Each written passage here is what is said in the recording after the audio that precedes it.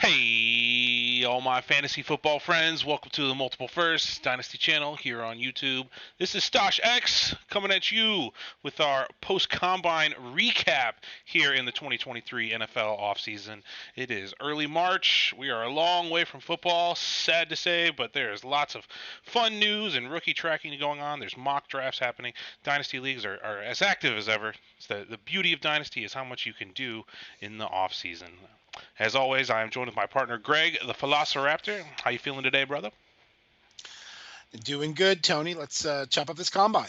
Yeah, man, let's do it. We're coming at you today with a little more shorter form. We're gonna come at some shorter form videos, and we're gonna be able to drop them a little more regularly, a little kind of change of pace. But today we're gonna be discussing the quarterbacks, their performances at the combine, how they look for dynasty superflex formats moving forward, and we're also gonna be taking a look at the wide receivers.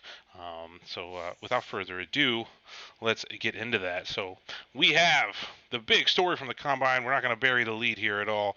Was Anthony Richardson just blowing out the combine?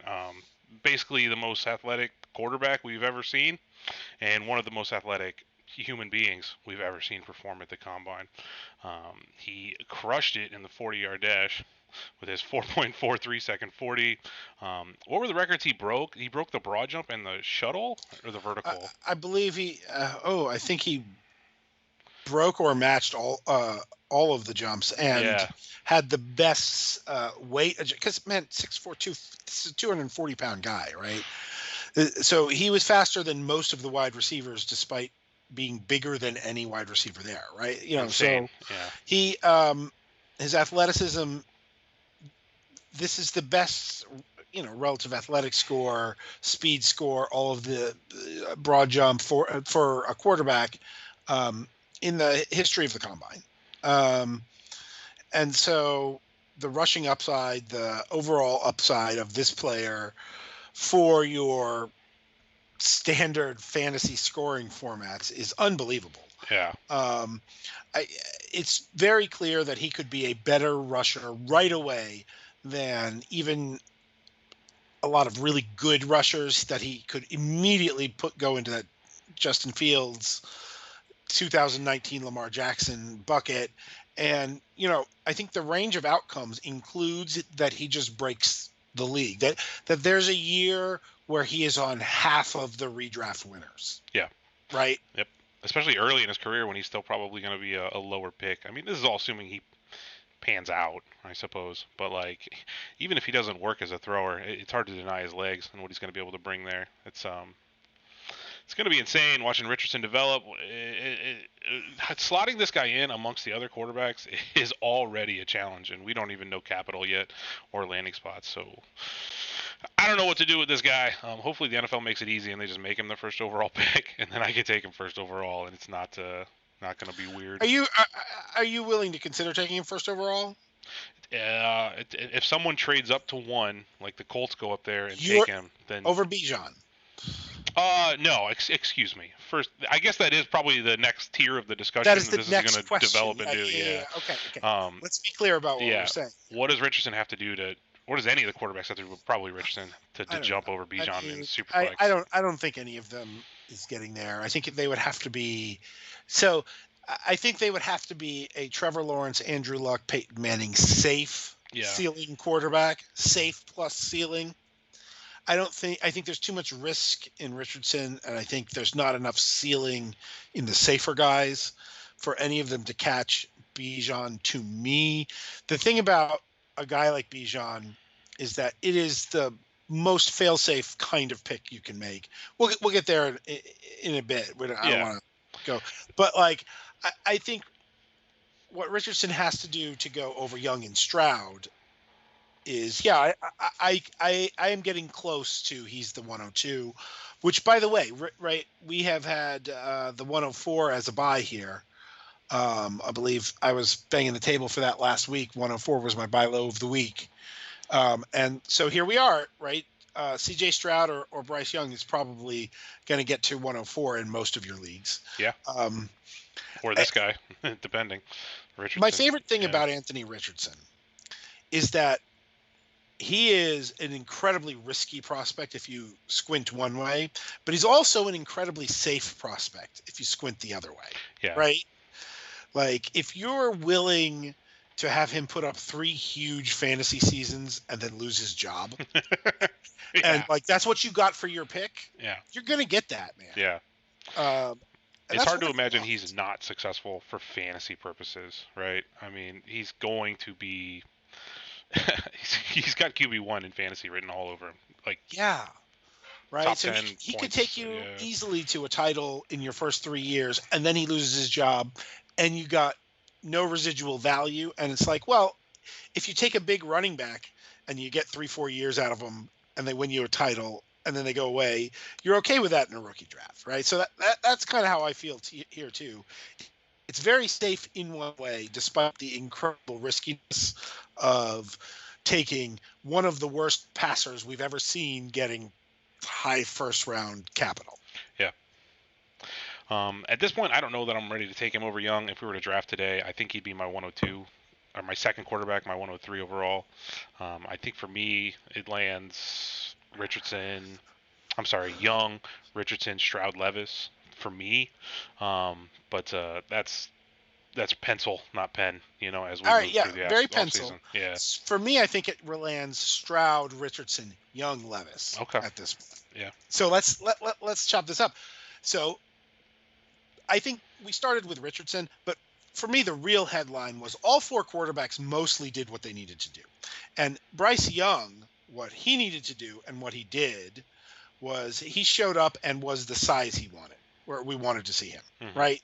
So Bryce Young, we were worried that it was, 5'8" and a half, 5'8" and 3/4, 179. Yeah. And what we got was 5'10" and a little bit and 2.0 something. So what we got was close enough to Kyler Murray sized, right? So he didn't work out, so you won't find him on those lists. Yeah, I was like, I didn't know if he did anything. He didn't work out. No, he didn't work out Yeah. at all. If you switch over to participants from live results, you can pull them up. But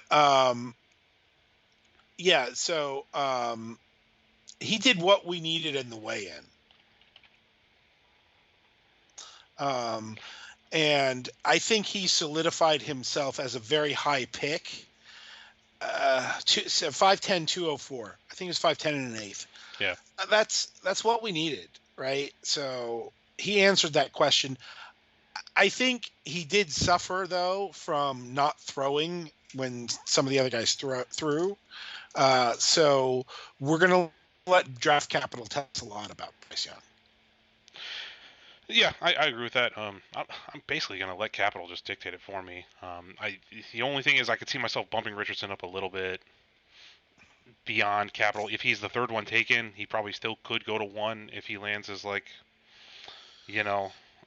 would be the ideal landing spot for him? I think we all like the Colts as a landing spot for anybody. Yeah. I want him to play. That's the thing is the Seahawks would not be a good landing spot for me. No. Yeah. Right, because I want to get that short-term running all the time value. I don't want him going. That's the one team that sort of has a guy for now and might really sit him. And I know a lot of people think that's the responsible way to handle these quarterbacks. That is not what I want to see for Anthony Richardson. I want him to be on the field, running around, like doing sandlot stuff from week 1. But yeah, Bryce Young did what he needed to do. And then CJ Stroud also did what he needed to do. CJ Stroud didn't test, but he threw, and he has semi-elite touch on his throws. He was really good. He was really good as a That's all he did was passer. throw, right? He throws such a nice. Compete. Yeah. No, he didn't compete. Throws such a nice pass. You see 6'3", 214, right? So he checks all of the big hands, right? He checks all of the physical boxes. He will run in his pro day. He's got the production. He's got the prospect pedigree coming out of high school. Um, he just really has everything. And what he maybe lacks is a standout elite trait. Yeah. Uh, but I think he's a super safe bet to be Dak Prescott plus. And if you can give me a Dak Prescott right out the gates for 7-8 years, I'm so happy to take that. I think he's a very good player. And the other thing is, I like the swagger. I like him standing up on the podium and saying, "I'm the best quarterback here, and I've been the best player in college football these last several years, and no disrespect to anybody else, but I am him." I like that. I like that from a quarterback, and Yeah. that uh, people follow that. It's very Joe Burrowy to me. Yeah, So anyway, for sure. I agree with that. And he's probably he might be the safest among all the prospects. Like if you have your choice among them, I don't know, man. Like if you already have a title caliber team, if you're just looking for a quarterback that you know can not go zero for you on a week to week basis, yeah, it's probably Stroud. Um, a lot of his success, I think, is going to dictate the weapons around him because he is more of a pocket passer, right? So we want to see him land somewhere where he's got like Stroud in Houston. Kind of makes me sad because they don't have, I don't think, the compliments that he needs. But like Stroud in Indy, or Oakland, or excuse me, Vegas, that that sounds a little Carolina better. with Yeah, DJ Carolina's Moore. interesting. Yeah, Yep. I think I I think there's a ceiling there too because he has that touch, and so he has some of the intangibles that sometimes we see with great quarterbacks that are hard to measure in college football. So like he yeah, gives me some of those warm fuzzy ceiling vibes too. I, it would be easy for Richardson to go 101 and kill his pro day and just be that. But for me, the safety of Stroud right now, if I had the 102 on a draft that was drafting today, I would take that floor. sure. Hey, that's fair, and I mean, that might be the way things land for me too when it's all said and done. Is having Stroud, like Stroud, Young, and Rich, all three of them, I think could be my first quarterback to take. Could Could be. be. Those three could fall in any order. I think in every computation though, Mr. Will Levis is fourth, at least after what we saw. But that's still probably a guy who gets top 10 capital. I'm not trying to dump on him, but it's. What do you do with Will Levis, Greg? Oh, I listen. I think there's two running backs and the other three quarterbacks, Yeah.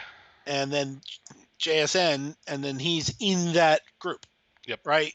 We'll get to JSN later, but he did do some testing. Yeah. He did the jumps. He didn't run. Um, He's a participant. and he had he was explosive. You look at the physical measurements, right? He's what is he, 6'4", 229, right? Like, so all the things huge 10.5-inch hands, right? The big long arms. The jumps were good, right? He's not a home run athlete, but he is an athlete who will give you, I don't know, if he gives you 2 points a game with yards and 6 touchdowns in an up rushing year, Yeah. right? There's some of that to him. And he went to the podium and did what I wanted to see, which was he said, look, I came here to show that I have the strongest arm here. He went out. I think he was the strongest arm on the radar gun. He is a traits monster, right? You can just see the quarterback coaches falling in love with him. Yeah. And he's going to get draft capital. And, we've talked about it, right? Since 2018, we've had one or more guy with top 20 capital who the community has not liked every year, right? So in 2018, that was Allen. In 19, it was Daniel Jones and Dwayne Haskins. Yeah. In 2020, it was Herbert. In 21, it was Zach Wilson and Mac Jones. And then last year, Kenny Pickett. You've got two massive hits in there. with Herbert and Allen. You've got two solid medium results in Jones and Jones, and you've got the big Some busts misses, yeah. in Wilson and Haskins, and you've got a TBD on Pickett. But we all kind of knew Pickett was not the prospect that this guy is, right? No, it's very different mold. Yeah. So like I feel like if you're getting him at 107, 108, you feel pretty great about what you're getting. That's how I see it. It's risky. There's a solid 1 in 3 chance that it goes boom on you. But the ceiling is he's the best quarterback in this class. I think there's a solid 10% chance that he's the best quarterback in this class, right? Yeah. And like he did what he needed to do to make this a 4 quarterback class.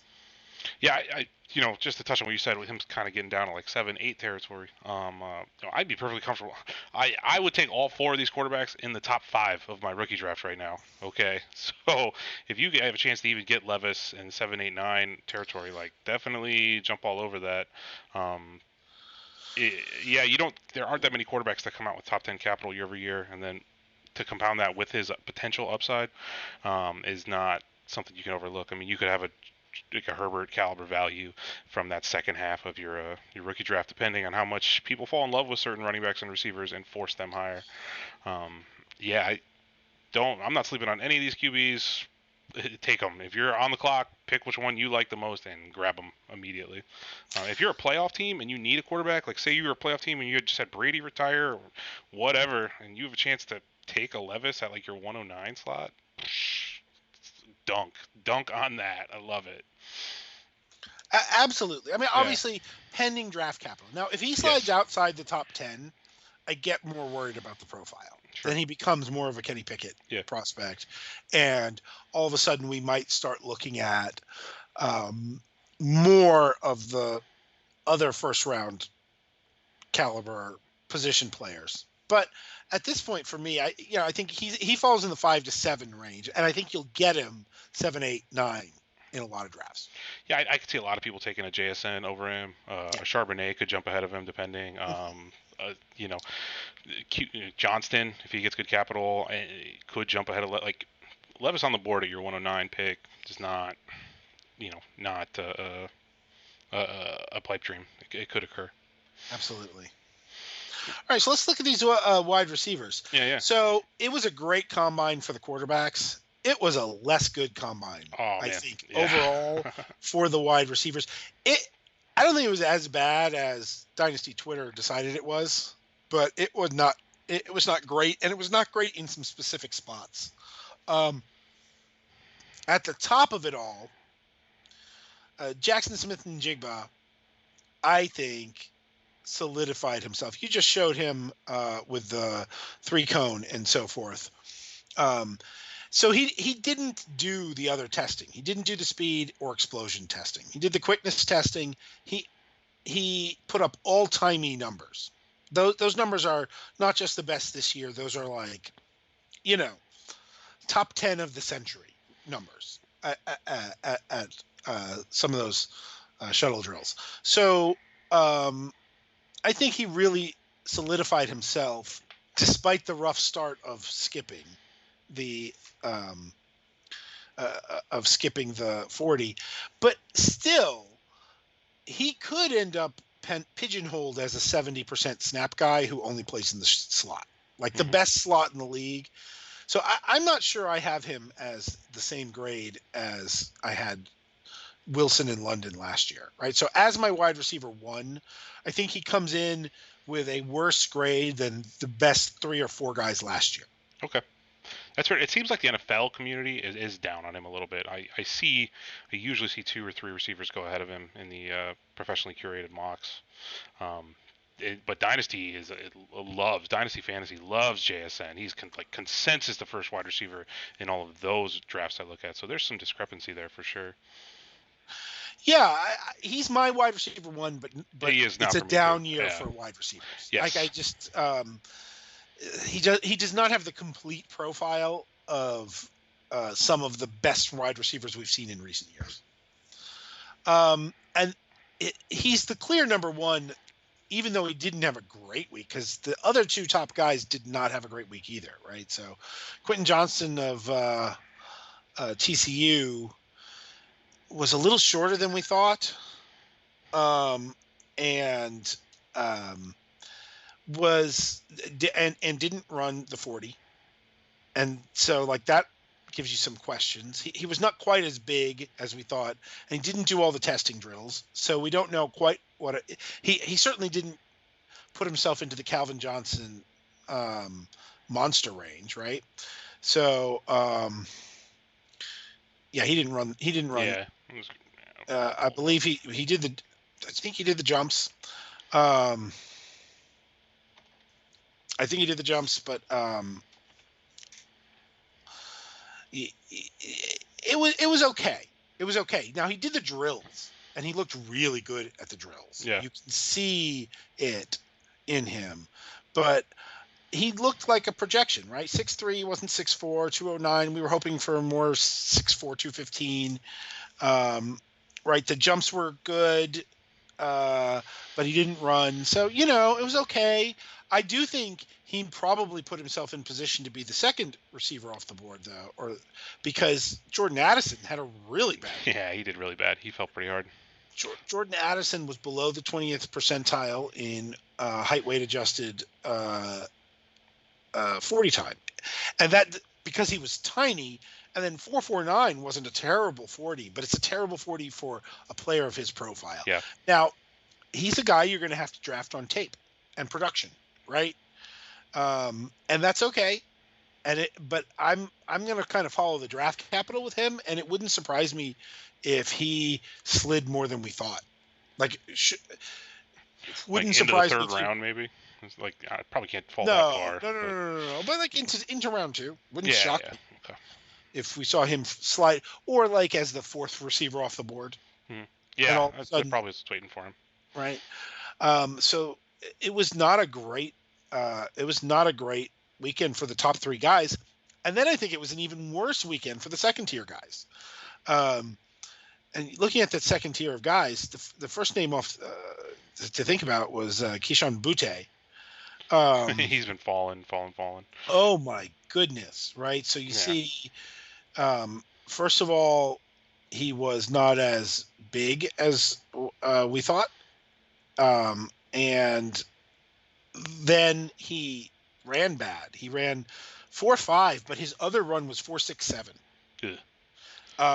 And then his vertical jump was I want to say it was like below the first percentile or like it was in the bottom 1% of height weight adjusted vertical jumps ever recorded at the combine.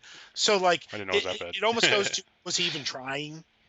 Like there's and then there's off-field character concerns for him. It would not surprise me if he got the Donovan Peoples-Jones treatment and faded to like round 7. Like, yeah, that's pretty low. Right, at like round 6. Like I think he might just have really toasted himself. And the other guys weren't great either. Zay Flowers was solid but unspectacular. Seemed like Hyatt had a decent day. Hyatt. Well, so the thing with Jalen Hyatt. Yeah. So his measurables seemed decent at least. They were, but I think people were pretty disappointed with 4.4 flat in the 40. Yeah. For a guy who people came in talking about pushing Henry Ruggs, and so a guy, people came in talking about him as being a little bit stiff and a little bit unrefined, and he's a senior, not early declared. A lot of things against him, but this, if he runs 4.2 something, then teams are going to put him on the field, and this wasn't it. He was tied for or at the top in both jumps, so that indicates explosion, right? But he's not a refined route runner, and that's not a speed that's good enough to be a one trait guy. So I think he was under expectations, even though it was overall a solid athletic performance at the combine. And then again, Zay Flowers was good, but he was kind of but he was unspecial. I think Zay Flowers had a pretty decent combine, actually. I think just with other people falling around him, it was pretty good. But, this is a guy who, he measured shorter than we thought, right? Yeah, So 5'9" at is 5'9", pretty. Yeah. 182, even though he ran pretty fast and he jumped pretty decent and he caught the balls, he's a 5'9" senior, right? Yeah. So, that's not a super appealing profile. And then Josh Downs was shorter than we thought. So that's the second tier. Mostly was Butte, Hyatt, Flowers, and Downs. Yeah, so we were hoping for 5'10" and 3/8 or something here, and we got 5'9", 171. So that's not a 90% snap guy. That is a 68% snap guy, and that can be good, right? But that's not. It can be Especially serviceable. I don't know if it can be good. Yeah. yeah. Yeah. Well, it can be good, but it can never be great. Yeah. Right. It can. Yes. The guy who, for me, put himself up a tier was Rashee Rice. Yeah. I think he may have put himself into this solid second tier. He is also a senior, which is not our favorite thing, but this is a guy who was a late breakout. Is a bit. He came in and measured bigger than we thought at 6'1", 204, which kind of matches a lot of his play. He's probably the best blocking receiver in the class. He has the best contested catch rate in the class. And then he ran 4.51, which is a good run for that height and weight. And his explosion drills were very good. I think he may have pushed himself up into the Hyatt Flowers range ahead of Downs, maybe into the top 6 of this class at wide receiver. Did you have any other guys that you thought really stood out into that second tier? Our boy Yoshivas, he had a good game, a good day. Andre Yoshivas, Princeton Yep. athletic freak. So I can spell his name right. Iosiv. Yeah, there we go. Mm-hmm. Yeah. What was his 40? He was pretty fast.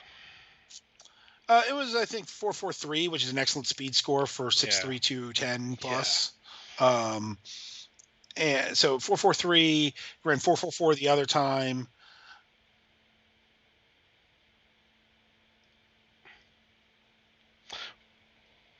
Well, yeah, he had a big game, or a big day, excuse me. None of the other wide receivers really jumped out to me.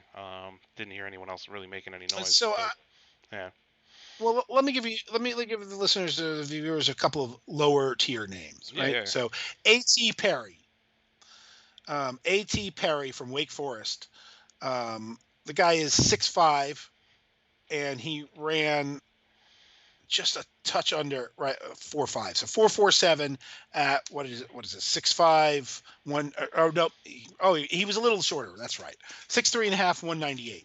Big guy. 4.47, 11-foot broad. I think this is a guy who has worked his way up from 5th round to 3rd round. Right. So all of a sudden, this is a fringe second rounder in your rookie drafts. Another name, Bryce Ford Wheaton. Never heard that Bryce before in my Ford life. Wheaton, Yeah. West Virginia. Okay. Had the best combine, had the best pure testing of the combine. Now, this is a guy who profiles a little bit like the worst workout warriors we've seen in history, guys who have very bad production. 6'4", 221, 4.38, 10.9 broad, tied for the top vertical. Right? This is that is a huge combine. This is what we were hoping Quentin Johnston was going to be. That's what we were hoping Quentin Johnston was going to be. Right? That is what we were hoping Quentin Johnston was going to be. Okay, so 5.67 prospect grade here. This is a late dart. Yeah. This is a late dart, but if you hear him rising, be aware of him. Okay, and then the final name I want to give you is a guy who had faded on a bad 2022 season. That's Marvin Mims. Yeah, Marvin Mims Jr. from Oklahoma, 5'11", 183, was a little bigger than I thought. Right, like I was worried he was going to be 5'9" and 3/4. Whew. Right, I was worried he was. Josh Downs gave him the inch I thought he was going to have. Yeah. Right, and then he ran for 438. Josh Downs gave him the 40. I wanted him to have, and he's been productive at all levels. I really think he is another guy with A.T. Perry, who may have pushed himself up into clear day 2 and maybe even late round 2 consideration. Marvin Mims, good combine. So I think that's your quarterbacks and wide receivers. That's quarterbacks and receivers. How many total receivers do you think probably get top first round capital in the NFL draft? Those 31 picks. How many receivers do you think fall into there? 4. 4. I think 4. Yeah. I think, and I still think it's probably the 3 we thought and another guy. Yeah. But I do think one of the other guys, and it could be Hyatt, it could be Rice, it could be Flowers. I think those are the 3. I think one of them may jump into the top 3 by capital. Yep.